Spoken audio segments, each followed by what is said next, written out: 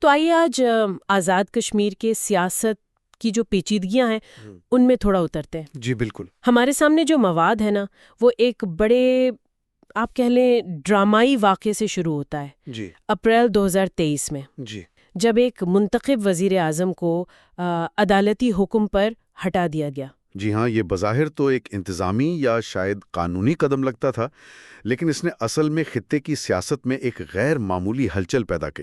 اچھا۔ بالکل، اور دیکھیں اس واقعے کے فوراً بعد جو ہوا نا وہ بھی اتنا ہی اہم تھا۔ کیا ہوا تھا؟ انوار الحق صاحب کی قیادت میں ایک کافی وسیع البنیاد قسم کی مخلوط حکومت بن گئی۔ جس میں تقریباً ساری جماعتیں شامل تھیں؟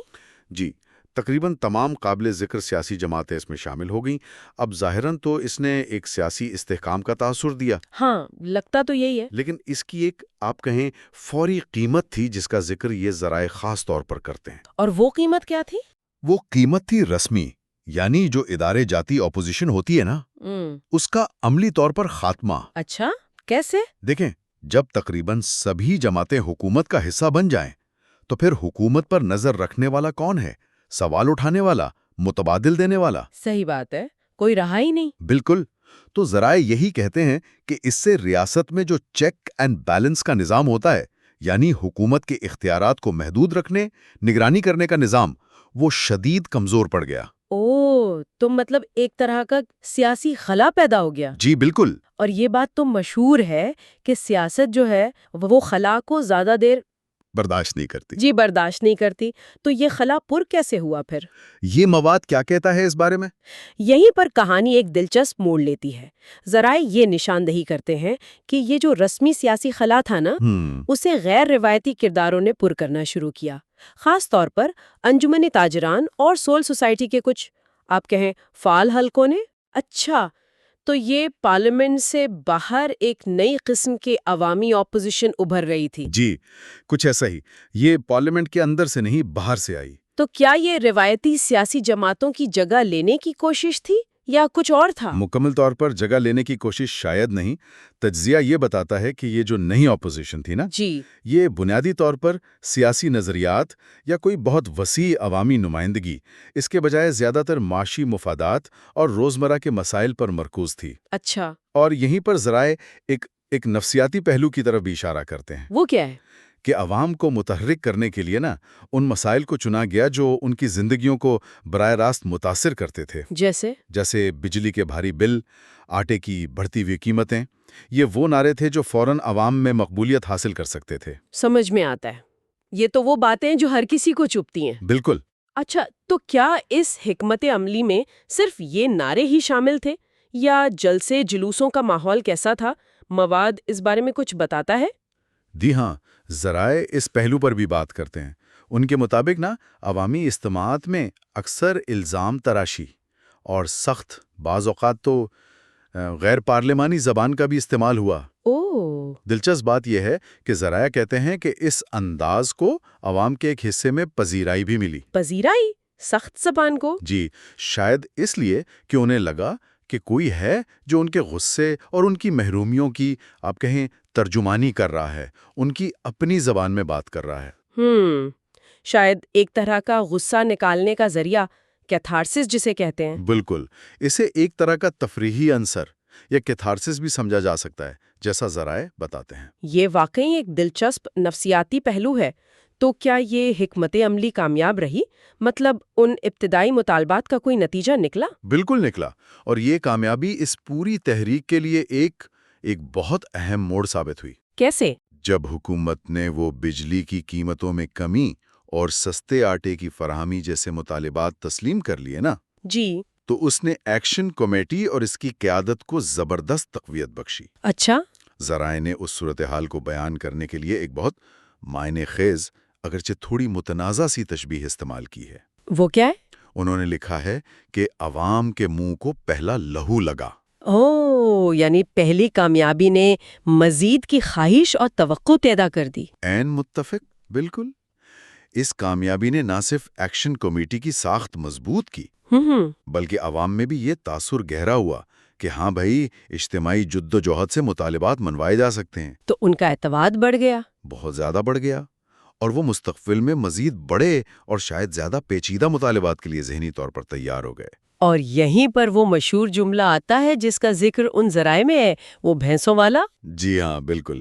عوامی نفسیات اور قیادت پر جو بڑھتا ہوا، بعض اوقات آپ کہہ لیں اندھا اعتماد تھا، اس کو ظاہر کرنے کے لیے ذرائع ایک مقامی کہاوت یا جملے کا حوالہ دیتے ہیں کہ اب اگر ایکشن کمیٹی یہ کہے کہ دریا میں چھلانگ لگاؤ تو وہاں سے بھینسیں برآمد ہوں گی، تو عوام مان لیں گے؟ تو شاید عوام اس پر بھی یقین کرنے کو تیار ہوں۔ اب ظاہر ہے یہ ایک مبالغہ آمیز بات ہے، ہاں ہے تو۔ لیکن یہ اس وقت کے عوامی جذبات اور قیادت پر جو انحصار تھا نا، اس کیفیت کو ظاہر کرتی ہے۔ تو اس بڑے ہوئے اعتماد کے بعد تحریک کس سمت میں گئی؟ کیا مطالبات صرف بجلی اور آٹے تک ہی رہے؟ نہیں، جیسا کہ توقع کی جا سکتی تھی وہیں نہیں رکے۔ مطالبات کی فہرست لمبی ہوتی گئی۔ اچھا۔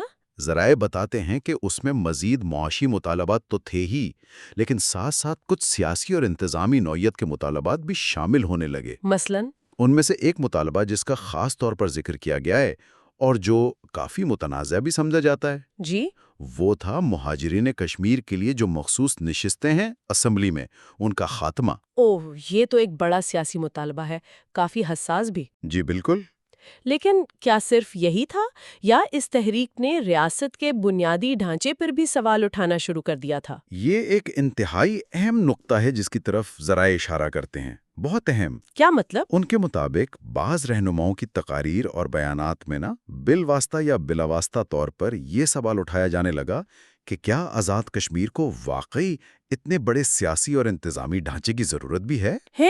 پورے ڈھانچے کی ضرورت پر سوال؟ جی۔ ایک تقابل پیش کیا گیا۔ ذرائع بتاتے ہیں کہ آزاد کشمیر کی مبینہ آبادی تو لگ بھگ راولپنڈی شہر جتنی ہے۔ اچھا۔ اور راولپنڈی کو تو ایک ڈپٹی کمشنر اور چند انتظامی افسران چلا رہے ہیں، تو پھر یہاں پوری ایک اسمبلی، درجنوں وزراء، ایک وسیع کابینہ اور اس سے منسلک جو باقی ادارے ہیں، ان سب کا جواز کیا ہے؟ ارے یہ تو سیدھا پورے نظام کی ضرورت پر سوال اٹھانے والی بات ہو گئی۔ جی ہاں۔ اس کے مضمرات تو بہت گہرے ہو سکتے ہیں۔ یہ تو صرف خرچے کم کرنے کی بات نہیں رہی پھر۔ یقیناً یہ صرف انتظامی اخراجات کم کرنے کی بحث نہیں ہے۔ یہ سوال تو آزاد کشمیر کے موجودہ سیاسی سٹیٹس پر، اس کی اپنی قانون ساز اسمبلی اور حکومت رکھنے کے حق پر اور اس کی مجموعی شناخت پر ایک بنیادی سوالیہ نشان لگا سکتا ہے۔ ذرائع اسے ایک ممکنہ طور پر بہت دور رس چیلنج کے طور پر پیش کرتے ہیں۔ معاملات واقعی بہت پیچیدہ ہو رہے ہیں، لیکن ذرائع ایک اور پہلو کی طرف بھی توجہ دلاتے ہیں جسے وہ کڑوا سچ کہتے ہیں۔ یہ کیا ہے؟ یہ ایک تضاد ہے، ایک کانٹرڈکشن ہے، جس کی نشاندہی یہ مواد کرتا ہے۔ کیسا تضاد؟ وہ یہ کہ ایک طرف تو تاجر برادری، عوامی حقوق، شفافیت، انصاف، ان سب کے نعرے بلند کر رہی ہے۔ جی، جو کہ وہ کر رہے تھے۔ جی، لیکن دوسری طرف ذرائع کہتے ہیں انہی میں سے بعض تاجروں کی دکانوں یا کاروبار سے مبینہ طور پر ملاوٹ شدہ یا غیر معیاری اشیاء، خوردنوش جیسے آٹا، گھی، مسالہ جات وغیرہ، ان کے فروخت ہونے کی شکایات عام ہیں۔ کیا؟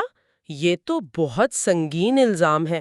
یعنی جو لوگ عوامی نجات دہندہ بن کر سامنے آئے، ان پر عوام کی صحت سے کھیلنے کا الزام لگ رہا ہے۔ ذرائع اسی تضاد کو اجاگر کرتے ہیں۔ وہ یہ سوال اٹھاتے ہیں کہ اگر عوامی حقوق کی جنگ لڑنے والوں پر ہی عوام کے بنیادی ترین حق یعنی صاف اور محفوظ خوراک تک رسائی، بالکل بنیادی حق ہے، جی، اسی کو پامال کرنے کے الزامات ہوں، تو پھر اس تحریک کی اخلاقی بنیاد کیا رہ جاتی ہے؟ بات تو وزنی ہے۔ صحت اور زندگی کا حق تو تمام حقوق کی بنیاد ہے۔ اگر وہی محفوظ نہ ہو تو باقی حقوق کی جدوجہد کی ساخت وہ متاثر ہو سکتی ہے۔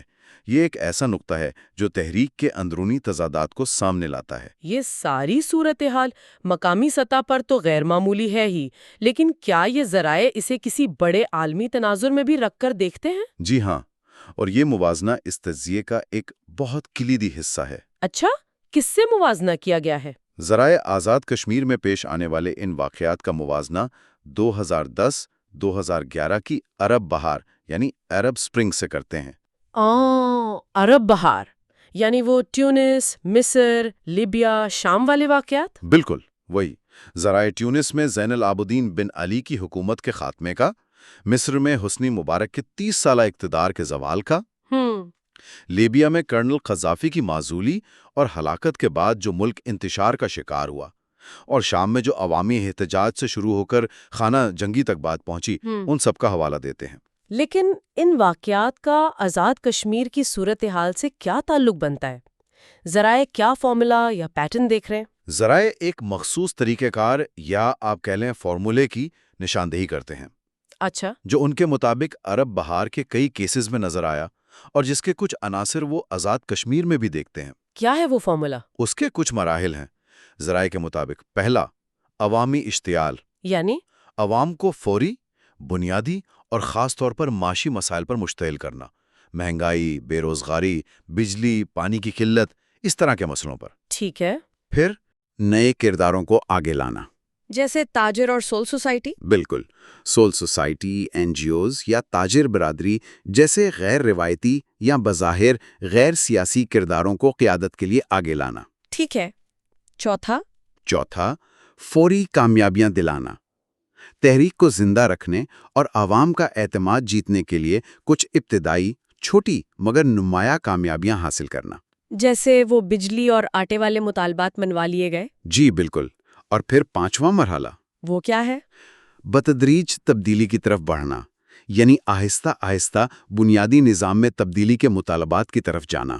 اچھا، تو ذرائع یہ کہہ رہے ہیں کہ عرب ممالک میں اس فارمولے کا نتیجہ عموماً رجیم چینج یعنی حکومت کی تبدیلی نکلا۔ جی ہاں، بیشتر کیسز میں حتمی مقصد یا نتیجہ یہی تھا، موجودہ حکمران یا حکومت کی تبدیلی۔ ٹھیک ہے، لیکن یزو پر ذرائع آزاد کشمیر کے حوالے سے ایک اہم اور ممکنہ طور پر آپ کہیں تشویشناک قیاس آرائی پیش کرتے ہیں۔ وہ کیا ہے؟ کیا وہ یہ سمجھتے ہیں کہ یہاں بھی مقصد حکومت کی تبدیلی ہی ہے؟ ذرائع کے مطابق جو شواہد ہیں یا بیانات ہیں، ان کا جھکاؤ اس طرف نہیں لگتا۔ تو پھر وہ یہ نظریہ پیش کرتے ہیں کہ آزاد کشمیر میں اصل ہدف شاید رجیم چینج یعنی حکومت کی تبدیلی نہیں تو پھر کیا؟ بلکہ سٹیٹس چینج یعنی حیثیت کی تبدیلی ہو سکتا ہے۔ سٹیٹس چینج، حیثیت کی تبدیلی؟ اس سے ان ذرائع کی کیا مراد ہے؟ یہ رجیم چینج سے کیسے مختلف ہے؟ یہ ایک بہت اہم فرق ہے۔ دیکھیں، رجیم چینج کا مطلب ہوتا ہے موجودہ حکمرانوں کو ہٹا کر نئے لے آنا، لیکن ریاست کا بنیادی ڈھانچہ، اس کی حیثیت، وہ برقرار رہتی ہے۔ جی، سمجھ گئی۔ سٹیٹس چینج، جیسا کہ ان ذرائع میں بیان کیا گیا ہے، اس سے کہیں زیادہ بنیادی تبدیلی کی طرف اشارہ کرتا ہے۔ یعنی اس سے مراد ہے خود آزاد کشمیر کے موجودہ سیاسی اور انتظامی ڈھانچے کی ضرورت اور اس کے جواز پر سوال اٹھانا۔ یہ کہنا کہ کیا ہمیں واقعی ایک منتخب اسمبلی، ایک کابینہ، وزراء اور ایک رسمی اپوزیشن کی ضرورت بھی ہے یا نہیں؟ کیا یہ سارا نظام ایک غیر ضروری بوجھ ہے جسے ختم کر دینا چاہیے؟ باپ رے، تو یہ تو براہ راست آزاد کشمیر کی جو موجودہ آئینی اور سیاسی حیثیت ہے اس کو چیلنج کرنے کے مترادف ہو گیا۔ جی بالکل۔ یعنی صرف حکومت نہیں بلکہ پورے نظام حکومت کی حیت ہی بدل دی جائے، یہ مطلب ہے اسٹیٹس چینج کا۔ مواد میں جو تجزیہ پیش کیا گیا ہے وہ اسی سمت اشارہ کرتا نظر آتا ہے۔ یہ ایک ایسا امکان ہے جس کے مضمرات بہت گہرے اور وسیع ہو سکتے ہیں، اور یہ آزاد کشمیر کے مستقبل کے حوالے سے ایک بنیادی سوال کھڑا کرتا ہے۔ تو اگر ہم ان تمام نکات کو جوڑ کر دیکھیں، اپریل 2023 میں وزیر اعظم کی برطرفی سے جو خلا پیدا ہوا، پھر ایکشن کمیٹی کا ابھار اور عوامی مسائل پر توجہ مرکوز کرنا، ابتدائی مطالبات کی کامیابی سے تحریک کو جو تقویت ملی، بالکل، پھر مطالبات کا دائرہ وسیع ہونا اور ریاست کے بنیادی ڈھانچے تک پر سوالات اٹھنا، جی ہاں، ساتھ ہی تاجر رہنماؤں کے کردار پر وہ تضادات سامنے آنا، اور پھر اس سارے عمل کا عرب بہار کے اس مبینہ پیٹرن سے موازنہ، یہ سب مل کر تو ایک بہت ہی پیچیدہ تصویر بنا رہے ہیں۔ بالکل، اور یہ تصویر ہمیں واپس اسی بنیادی سوال کی طرف لے جاتی ہے جس سے یہ تجزیہ شروع ہوا تھا اور جسے یہ مواد بار بار اٹھاتا ہے، کہ کیا یہ سب محض اتفاق ہے؟ جی، کیا یہ تمام واقعات محض اتفاقات کا ایک سلسلہ ہیں؟ کیا یہ مختلف حالات اور فیصلوں کا ایک آپ کہیں قدرتی نتیجہ ہے جو بغیر کسی منصوبہ بندی کے سامنے آیا؟ یا پھر دوسری طرف کیا یہ ایک سوچی سمجھی منظم اور مرحلہ وار حکمت عملی کا حصہ ہے، جی جس کا مقصد، جیسا کہ یہ ذرائع قیاس کر رہے ہیں، محض حکومت کی تبدیلی نہیں بلکہ آزاد کشمیر کی حیثیت، اس کے سٹیٹس کی تبدیلی ہو سکتا ہے۔ یہ مواد دیکھیں اس سوال کا کوئی قطعی جواب نہیں دیتا، وہ اسے غور و فکر کے لیے پیش کرتا ہے۔ اچھا، یہ مختلف کڑیوں کو جوڑ کر ایک ممکنہ منظرنامہ سامنے لاتا ہے، لیکن حتمی نتیجے پر پہنچنا وہ تجزیہ نگاروں اور شاید وقت پر چھوڑتا ہے۔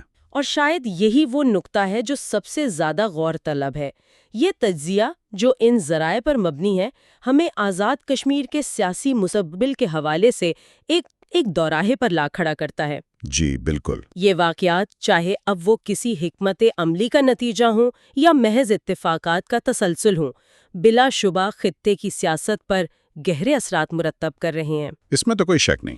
اصل سوال یہ ہے کہ یہ اثرات آزاد کشمیر کو کس سمت میں لے جائیں گے، اس کی سیاسی ساخت کا کیا بنے گا، اس کی شناخت کا، اور وہاں کے عوام کے مستقبل کا کیا ہوگا، یہ کیسے تشکیل پائے گا؟ یہ سوالات یقینی طور پر آنے والے وقت میں کشمیر کی سیاست پر جو لوگ نظر رکھتے ہیں ان کے لیے مرکزی حیثیت رکھیں گے، اور ان ذرائع نے ہمیں کم از کم ان سوالات پر سوچنے کے لیے کچھ ٹھوس بنیادیں ضرور فراہم کی ہیں۔ بالکل، ایک اہم گفتگو رہی ہے۔